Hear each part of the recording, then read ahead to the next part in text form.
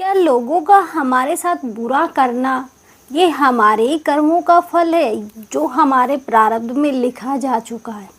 अगर आपसे कोई ये बोले कि आज मेरा जन्मदिन है, मुझे एक अच्छा सा गिफ्ट चाहिए, ये गिफ्ट मैं तेरे जन्मदिन पर तू जितना मुझे अच्छा गिफ्ट देगा उतना ही मैं तुझे अच्छा गिफ्ट दूंगा, तो आप क्या उसे बुरा देने की कोशिश करोगे? नहीं करोगे, क्योंकि आपको पता है ये गिफ्ट आपको आपके जन्मदिन पे मिलने वाला है। तो आप जितना हो सकेगा उसे अच्छा देने की कोशिश करोगे, क्योंकि कहीं बुरा दे दिया तो गलती में आपको भी बुरा ही मिलेगा। क्योंकि बहुत सी बार होता क्या है, अधिकतर सोच होती है कि जैसे कि हमें कोई गिफ्ट देता है तो अधिकतर डिनर सेट या फिर कप सेट, तो ये अधिकतर चीज़ें दी जाती हैं। तो हम सोचते हैं उसने मुझे ये दिया है, मैं वापस उसी को चिपका दूंगा, या उसे हम अपने काम में लेते हैं तो सेम उस वैसा ही डिनर सेट लाके उसे पकड़ा देते हैं, क्योंकि उसने भी हमें वही चीज़ें दी है, तो हम फालतू में पैसे क्यों काटें। हम यही सोचते हैं। फिर अपने कर्म के बारे में हम ये क्यों नहीं सोचते कि जो हम दे रहे हैं वही तो हमें मिलेगा, आज नहीं तो कल हमें मिलेगा। लेकिन हम यहाँ ये चीज़ें नहीं सोचते। बहुत सी बार आपने शादियों में सुना होगा कि आज मैंने इसे मतलब कन्यादान में पायल दी है, तो जब मेरी बेटी की शादी होगी तो ये भी मुझे कन्यादान में पायल ही देगा। हम यही उम्मीद करके सामने वाले को एक अच्छा गिफ्ट देते हैं। यहाँ तक कि बहुत सी बार ऐसा हुआ भी है, यहाँ तक कि हम बाहर ना जाके अपने ही घर में ऐसे देख ली। क्योंकि कुछ टाइम पहले हमारी एक फैमिली में शादी थी, तो वहाँ हमारे जो घर के मेंबर हैं वो ये बोल रहे थे, उन्होंने हमारी बेटी को साड़ी दी थी, तो हमारी भी बनती है, हम भी उन्हें साड़ी देंगे। तो सेम उन्होंने भी साड़ी दी थी, सेम उन्होंने भी खरीद के साड़ी दी, तो हो गया मामला बराबर। ऐसे ही सब जगह चलता है। लेकिन हम हमारे कर्म के बारे में क्यों भूल जाते हैं कि जो हम देंगे वही तो हमें मिलेगा। कि हम अगर किसी के साथ अच्छा करेंगे तो अच्छा मिलेगा, अगर बुरा करेंगे तो बुरा ही मिलेगा। फिर हम अच्छे की उम्मीद क्यों करते हैं? ऐसे ही होता है कि जो तुम दोगे वही तो पाओगे। अगर तुम अच्छा दे रहे हो तो अच्छा मिलेगा, बुरा दे रहे हो तो बुरा मिलेगा। बहुत सी बार होता क्या है कि कोई ऐसा इंसान जो हमारे मतलब लाइफ में सबसे इम्पोर्टेंट होता है, हमारे लिए इम्पोर्टेंट है, लेकिन हम उसके लिए इम्पोर्टेंट नहीं होते, वो हमारे साथ बहुत गलत करता है। हम हमारे रिश्ते को बचाने की पूरी कोशिश करते हैं, लेकिन कितनी भी कोशिश कर लो, होना वही है जो होना है।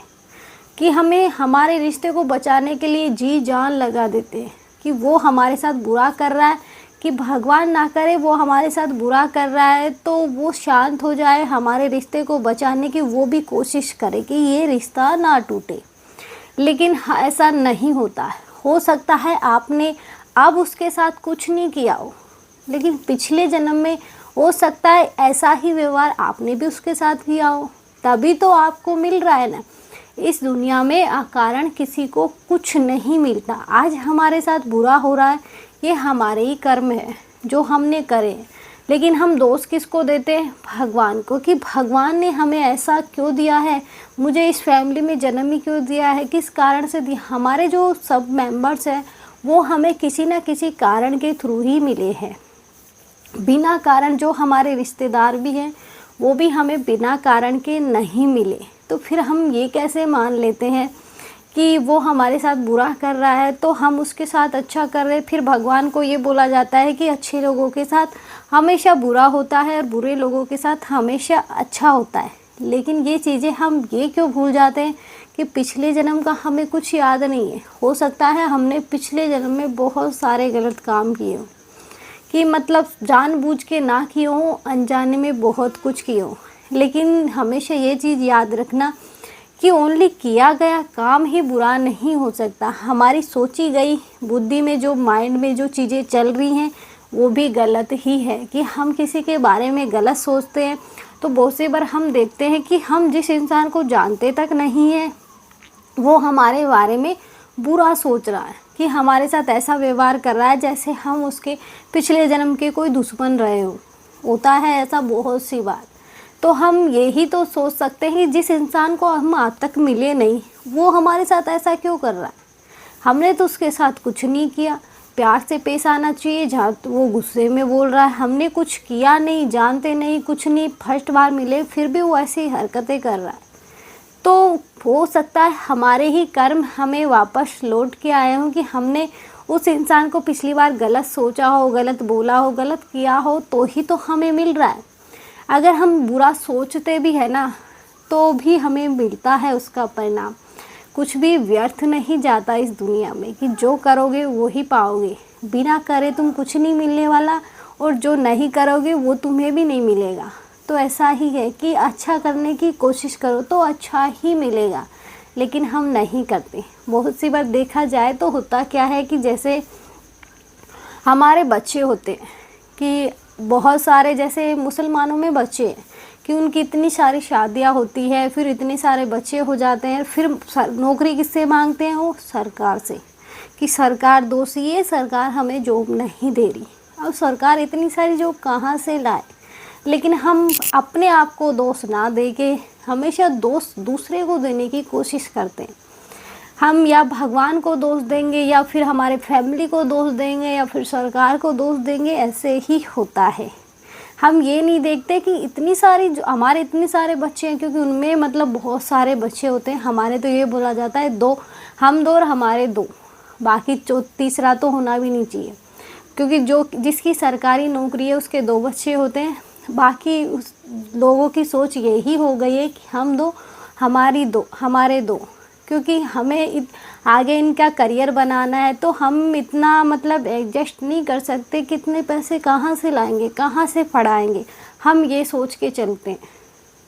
हम पहले बच्चे के करियर के बारे में, भविष्य के बारे में सोचते हैं कि अगर एक है तो एक को पढ़ाना भी इतना मुश्किल है कि उसको पढ़ाने के लिए भी हमें लाखों रुपए चाहिए। लेकिन हम 3-4 पैदा करेंगे तो हमारे पास लाखों रुपए कहाँ से आएंगे? लाख लाख लाख लाख सबके लगाएंगे तो इतने पैसे हमारे पास कहाँ से आएंगे? फिर तो हमें गरीबी में जीना पड़ेगा। इसलिए बहुत सी बार देखा जाए तो अधिकतर एक लड़का हो जाए बस, अब नहीं चाहिए और। तो ऐसा ही होता है, क्योंकि हम मतलब आगे की सोचते हैं कि हम अगर एक और पैदा करेंगे तो फिर खर्चा कैसे चलेगा? अभी हमारा इतनी मुश्किल से चल रहा है, आगे पता नहीं क्या होगा। तो हम ये सोच के कुछ नहीं करते। और वो लोग हैं कि ये सोचते हैं कि बच्चे भगवान की देन है, जितने हो लिए जाओ लिए जाओ। तो ऐसा नहीं है कि ऐसा नहीं कर, फिर वो गरीबी में जीते हैं तो सरकार को दोष देते हैं कि सरकार हमें जॉब नहीं दे रही। अब सरकार इतनी सारी जॉब कहाँ से लाए? और ऐसे ही हमारे कर्म के साथ होता है। अगर हम किसी के साथ बुरा नहीं करते, वो हमारे साथ बुरा करता है, तो ये सोच के हमेशा कोशिश करो कि हो सकता है पिछले जन्म में क्या हो सकता है इसका नवीन कर्म हो। आपको शांत रहना है, क्योंकि आप अपना नवीन कर्म मत बनाओ। शांत रह के उसे निकालने की कोशिश करो, क्योंकि कर्म लौट के आता है। ऐसा नहीं है कि हम किसी के साथ बुरा करेंगे तो हमारा लौट के नहीं आएगा। आज नहीं, कल नहीं, तो पिछले अगले जन्म में ज़रूर आएगा, क्योंकि वो प्रारब्ध में लिखा गया है हमारे। आज हम जो कर रहे हैं, बोल रहे हैं, बहुत से लोग तो ये बोलते हैं कि जो हम बोलते हैं ये भी पहले से ही निश्चित है। क्योंकि जैसे कि आपको मैं एक उदाहरण दूँ कि देखा जाए तो भगवान बुद्ध, उनको कौन नहीं जानता, सब जानते हैं। जब भगवान बुद्ध की मृत्यु होने वाली थी तो उन्हें पहले पता था कि मेरी मृत्यु निकट आ गई है। तो उन्होंने अपने मतलब जो शिष्य थे उनको भेज दिया, एक शिष्य को अपने पास रख लिया। तो शिष्य ने पूछा कि आपने मुझे क्यों नहीं जाने दिया? उनसे बोला कि मेरे जाने का समय हो गया है, तुम मेरे लिए जाके वहाँ उस नदी के किनारे पता नहीं कहाँ पे व्यवस्था करो, मेरा देह त्यागने का समय हो गया। एक शिष्य को अपने पास रखा। उस शिष्य ने पूछा कि आपने मुझे क्यों नहीं जाने दिया? तब बुद्ध ने बोला कि अब मैं जो तुझे बताने वाला हूँ, तेरे में अंदर मतलब उनसे ज़्यादा सहन शक्ति है कि तू मतलब सब कुछ धीरज से काम लेगा। तो उन्होंने बताया कि मेरे जाने के बाद विवाद होने वाला है मेरी हस्तियों को लेके, कि जो मेरी हस्तियाँ हैं उनको लेके विवाद होने वाला है। उस विवाद को एक मेरा जो आखिरी शिष्य है, एक पंडित है, वो आके सुलझाएगा। उस पंडित का नाम तक बताया। लेकिन जब भगवान बुद्ध चले गए तो उनकी अस्थियों पर सचमुच विवाद हो गया। यहाँ तक कि दो राजाओं ने आपस में झगड़ा करना स्टार्ट कर दिया। तब ब्राह्मण आया, ब्राह्मण ने सुलझाने की कोशिश करी और वो शिष्य भी वहीं खड़ा था। वो हो सकता है वो ये सोच रहा था कि भगवान बुद्ध ने तो बोला है, लेकिन पता नहीं क्या हो रहा है ये। तो वो शांत था, उसने कुछ नहीं बोला। लेकिन जैसे वो विवाद सुलझा रहा था तब तक उसे कुछ मालूम नहीं था। लेकिन जब एक राजा ने बोला कि ये इस नाम का पंडित है और ये मेरी तरफ से है, तब वो शिष्य समझ गया कि भगवान बुद्ध ने जो पहले ही बता दिया था वो आज हो रहा है, कि उन्हें पहले ही पता था कि आगे क्या होने वाला है। इसलिए जो हमारी लाइफ में हो रहा है वो ये मत समझो कि हम कर रहे हैं, या फिर ये समझो कि हमसे भगवान करवा रहे हैं जब हम कर रहे हैं। आज हमारे पास कुछ नहीं है, अगर हमारे पास आना होगा तो खुद आ जाएगा, अगर नहीं आना होगा तो हम चाहे कितनी ही कोशिश कर लें कुछ नहीं हो सकता हमारा। हम कामयाब नहीं हो सकते, क्योंकि हमें तो लोगों में कमियां ढूंढने की आदत है, तो हम कमियां ही ढूंढेंगे, बाकी काम हम नहीं कर सकते। इसलिए कमियां ढूंढना छोड़ो, अपने आप में कमियां ढूंढना शुरू करो कि मुझ में क्या कमी है, कि मैं कहाँ गलत हूँ। हम लोगों में ढूंढते हैं, जबकि ऐसा हमें नहीं करना चाहिए, क्योंकि वो हमारे कर्म बन जाते हैं कि आगे आने वाले और नए कर्म हमने खड़े कर लिए। लेकिन हमें कमियां अपने अंदर ढूंढनी चाहिए। आपने अच्छा किया, उसने आपके साथ बुरा किया, तो आप हताश मत हो, निराश मत हो। बस शांति से उस समय को निकालने की कोशिश करो कि बस ये पल भी बीत जाएगा। ईश्वर का नाम लो, धन्यवाद दो और आगे बढ़ो, क्योंकि ठहर जाओगे उस विवाद को सुलझाने में तो फंसे ही रह जाओगे और नवीन कर्म खड़े कर लोगे अपने। तो ऐसा कोशिश करो कि हमारे आगे आने वाले जो कर्म हैं वो हमारे अच्छे हों, हमें और ज़्यादा तकलीफ़ें ना मिले। आज मिल रही है कोई बात नहीं, ईश्वर की मर्ज़ी है, ईश्वर का मर्ज़ी समझ के स्वीकार करो, आगे आने वाला अच्छा होगा, यही उम्मीद है। आज के लिए जय श्री राम।